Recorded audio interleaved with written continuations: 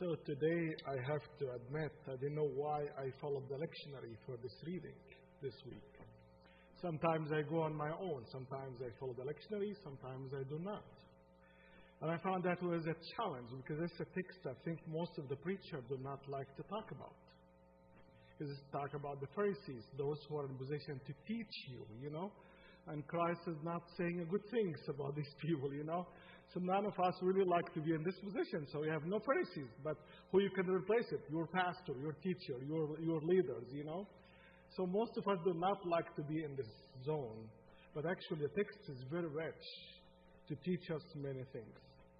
Even it challenged me to say, I can go back to my comfort zone and do not follow the lectionary. But I found it actually could be a good challenge to make this text talk to me first before I make it talk to you.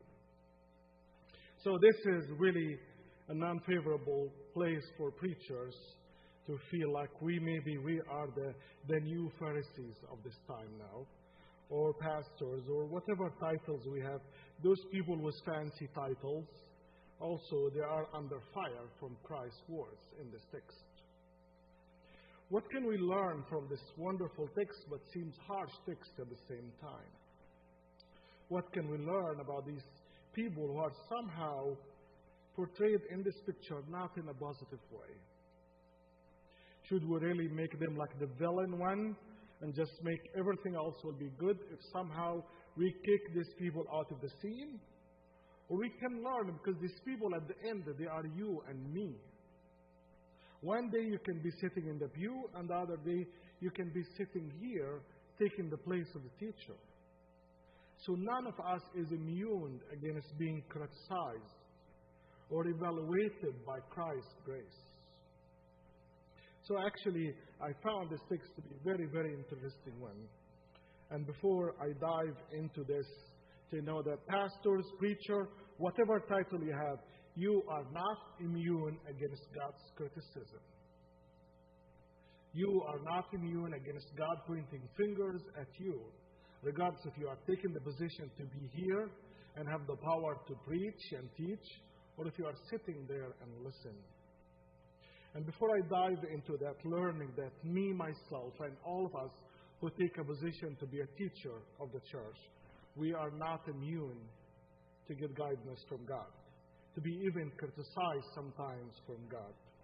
So I want to take you back to really give you some little, very light teaching about the Gospel of Matthew that may help you to see this part, but hopefully, if you are interested to read the whole book, will actually help you to understand why there is something behind the scene that make you to understand Matthew's message better. So if I want to summarize Matthew, what's really in the back of his head in the whole book of Matthew. And if you remember, Matthew starts his book with telling us about Jesus. He's the son of us. Like, why should even I care about, there is 2 chapters or 3 chapters, all full of names. I know.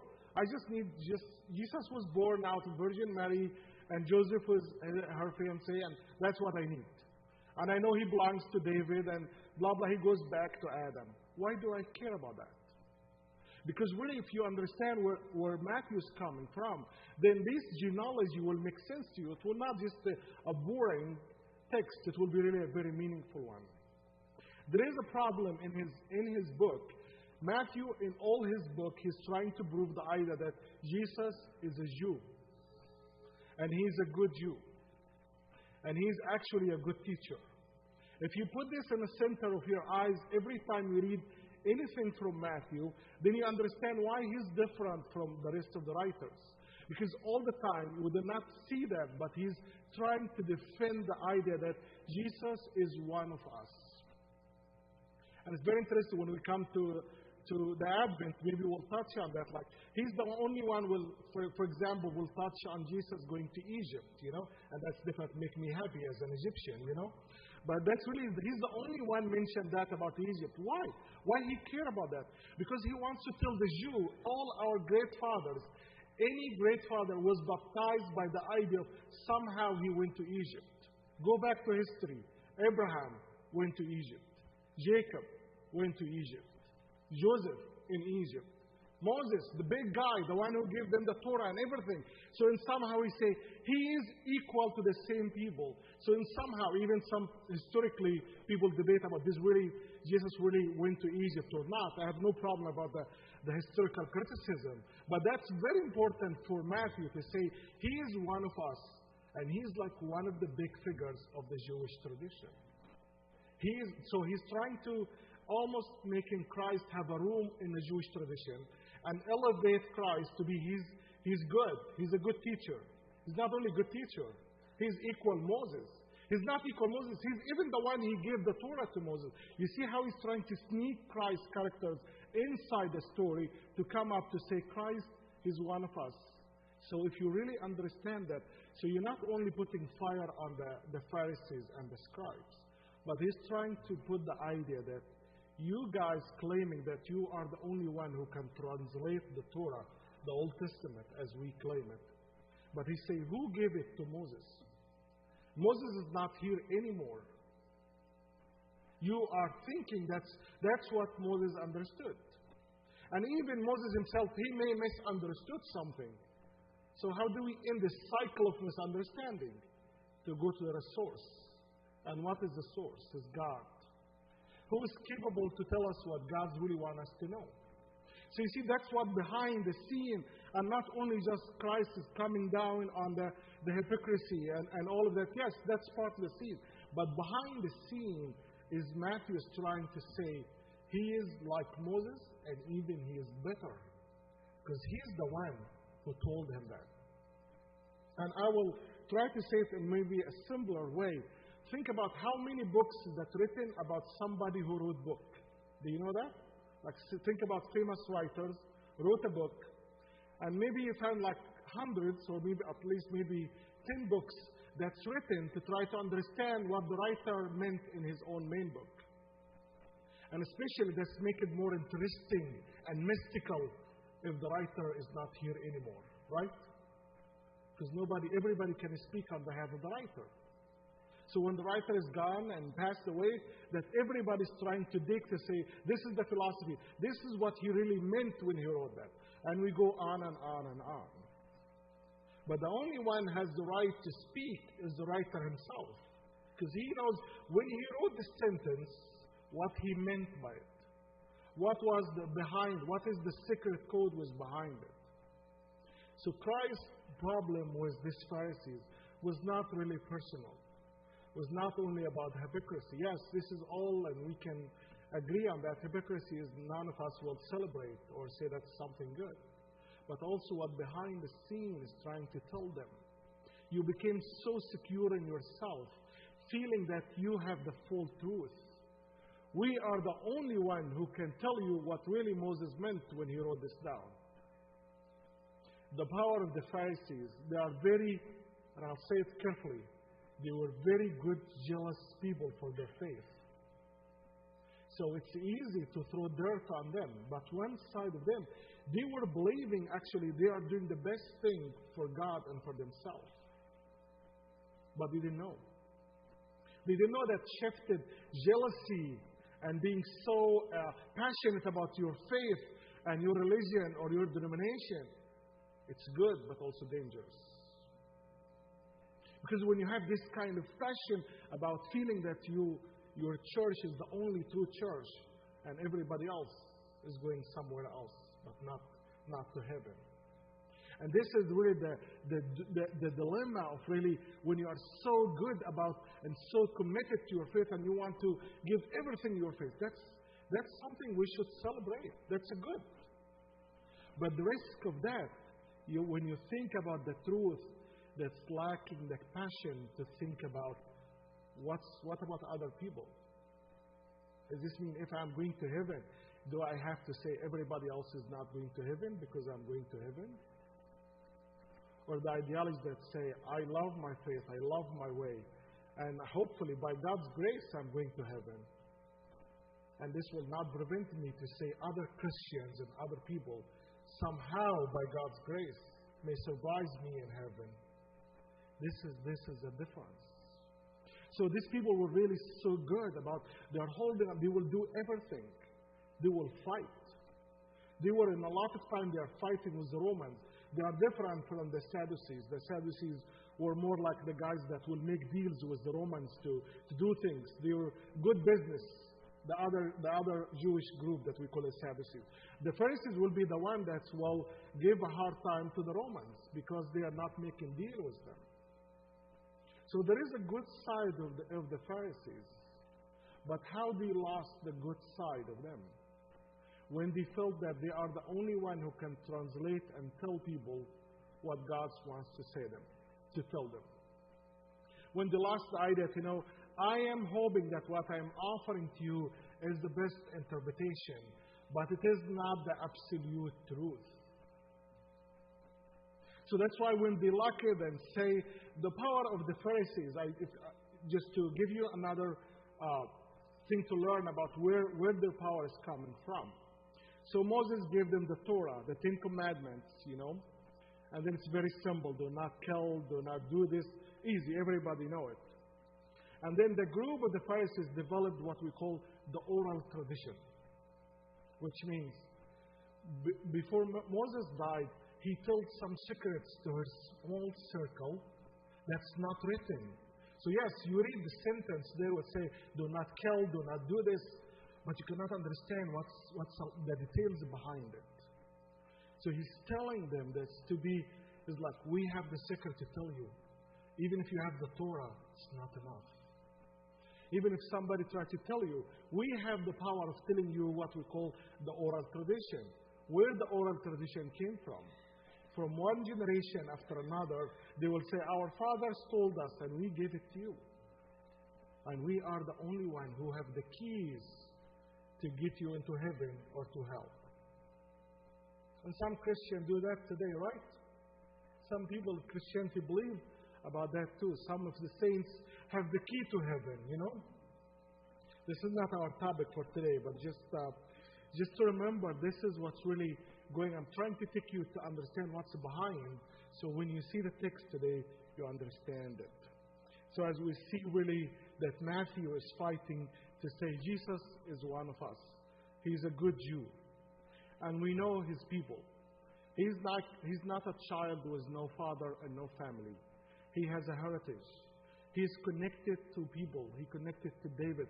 And he brought him connected to all the big figures in Judaism. Goes back until Adam. So as we see the Pharisees today, they are really showing that the relationship with Moses and focusing on the oral tradition made them do not care about what's happening with people. So today we need to ask ourselves, are really the Pharisees are the victim or the villain? The Pharisees are the victim or the villain? You remember about that, how many times people receive the privileges, When you keep calling your pastor reverend and you put them with all big titles, and you put robes on them and stoles on them, and you have all of that, and they walk around and they think by the time they forgot that their names means to care for the sheep, to care for the people. What happened to our ego when we do that? We forgot. We get inflated. And we like to be called with our name, titles before the name, and the dress that make us look different from the rest of the people, and all of these things. And we forgot it's a responsibility. It's a yoke around our neck and not a crown to make us feel like we are better than you. That's what happened. That's the problem with these people. Everybody starts with appreciation. Everybody likes to be seen, to be celebrated. But time by time, when you forget and you don't understand that it's coming from God's grace, the title is a privilege given to you and not because you are really deserve it. So this is what happened and will happen in every religion, in every group, to the Pharisees, to every people in every religious order. When they forgot what's really this mean, what the titles that we have today means to me. They really forgot that I'm here because I'm responsible and I'm one of you and not above you. Today, as we see that when the privileges It turned to, it is my right to be called reverend and pastor and all of that. Verse, no, it is a respect. It's love. People do not have to do that. I remember one that's actually happened to me when I came from Egypt and was like, so in Egypt it's very impossible to be called without your titles. Almost impossible. Just imagine that, you know. When I came to America and started my ministry, and it's very easy here. People, it's a sign of maybe closeness when somebody even take the titles away, you know. But from the background I was coming from, I was like, oh, nobody calls me pastor, you know, and all of these things. And I felt like really, it's like, why does this matter with me? Because this became the expectation. This is how the government sees me in Egypt. I have a different ID from the rest of the other Egyptians' ID. Because I'm a pastor. I have my job listed on my passport. So when I go through security, I get a different deal. When I do that, and I never thought about it, and by the day you grow up, this is my right. This is a normal way. If nobody treated me with a special thing, I start to feel not happy. Because I got used to make my ego inflated and expected that. I expected that when I go into a crowd and was like majority of Muslim because I'm presenting the Christian community, I expected to be somebody will salute me and take me and put me in the front of the whole row to say, you are a special guest. It's good to be celebrated. It's good to be seen. But to remind yourself all these privileges given to you for responsibility. Not because to walk around and feel like you are the peacock, you know, you feel like you are full of yourself. And this is really the key. Where like I thought about, what about my people in the church when they go to police station and they get tortured and do all of that? But they cannot do that to me because of my status, because of my privilege. Every time that I enjoy my own privilege, I never think about where can I stand and say no and put my privileges even in danger for the sake of my people. These people give me the title. If there is no church, if there is no sheep, there is no shepherd. If there is no church, will be no pastor. And we forgot that. So the privilege that I get from again, I'm talking about my experience in Egypt, I'm not talking about here. So just all these privileges that you take it as that's the normal expectation. And what happened to your ego? Cannot accept to be treated less. Cannot feel comfortable when you sit in the back there where nobody will make a big special celebration about your presence. But that's called humility. That's called love. That's called accept. When God give you the first position or when allow you to be back, you celebrate it regardless of where you are in the pew. Regardless if you are under the spot or even if you are in the corner. This is what God is telling you and me today. This is the story about that preachers and people. This is the message that tells you for the first time that every time the pastor or the preacher has power to tell you and you cannot respond. This text is the first time to say the pastor is actually under the investigation in this text. The pastor and those who are claim to be preacher or teacher, I do not care about whatever title you like to give them. But those who have the power to speak, those who have the power to be the one that to give you something and you are in a place to be the recipient. This message is saying, let's switch the scene now and put the congregation here and put the pastors here. This is the message, that's a wonderful message that can save us from being hypocritic. None of us is perfect. And none of us will be. But we can be as one community, as we know that all under God's light, sinner, all under God's light, we are not saved without His grace. This is the story for people who start with good zealous, but it ended with a spirit, with a soul that's inflated. This is really a story for you and me to remember that every time when you tell the truth, whatever you think is the truth, it's two-edged sword. While truth is one, everybody likes to say, I'm telling you the truth. But ask yourself, the truth is coming from where? If the truth is not coming from love and care, you have many preachers with no heart. It's better to have a heart and maybe add the preachers later, because it's not something you can make. Everybody, if you take them to school and prepare them and teach them, they will come out maybe a good, fine preachers. But doesn't mean that every preacher has a good heart to care about people. So if it's only the message coming from being a good teacher, I think then you will be full in the pest of hypocrisy. But if it's coming from your heart, you are part of this group. You cry when they cry. You laugh when they laugh. You understand that you are full of holes. As I'm sitting here and being a preacher, I know that I'm full of many problems and I'm far away from any. So we share ourselves, and we know that the key is not the good teaching. The key is the good heart that saves you when you deliver a good message, to remind yourself who is in charge. When you do not even deliver a good message, God says, try again, my son or my daughter. This is the way that we can save ourselves and teach ourselves. Tell the truth, but do it with love. Tell the truth that I think that's bring comfort to me.